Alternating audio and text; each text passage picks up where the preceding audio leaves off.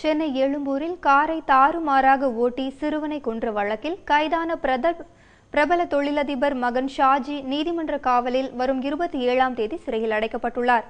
Chennai Egmore Pantheon ரோட்டில் car ஒன்று தாறுமாறாக ஓட்டப்பட்டதில் சாலையோரம் படுத்து தூங்கிய பலர் படுகாயமடைந்தனர்.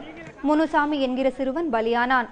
இந்த வழக்கில் தேடப்பட்டு வந்த பிரபல தொழிலதிபர் மகன் ஷாஜி வெளிநாடுகளுக்கு தப்பிச் சென்றார். அவரை தேடப்படும் குற்றவாளியாக அறிவித்து தேடுதல் வேட்டை நிகழ்த்திய சென்னை போலீசார் கேரள மாநிலம் கொச்சியில் கைது செய்தனர்.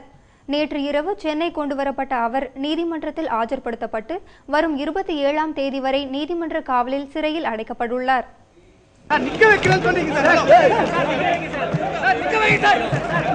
குற்றவாளியை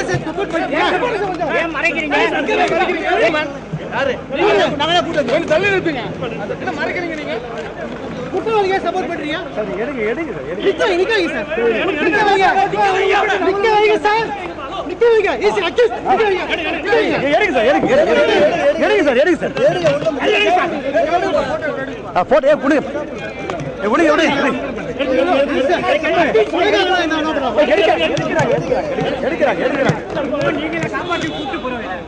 எழும்பூர் வாகன விபத்தில் குற்றவாளியாக சேர்க்கப்பட்ட திரு ஷாஜி புருஷோத்தமன் அவர்கள் இன்று பாங்காக்கிலிருந்து கொச்சின் வந்தார்.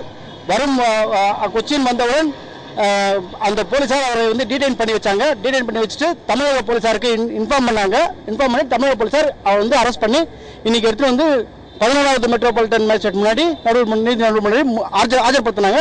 நீதிமன்ற நடுவர் 27/6 வரை அவரை காவல் வைக்குமாறு உத்தரவிட்டுள்ளார்.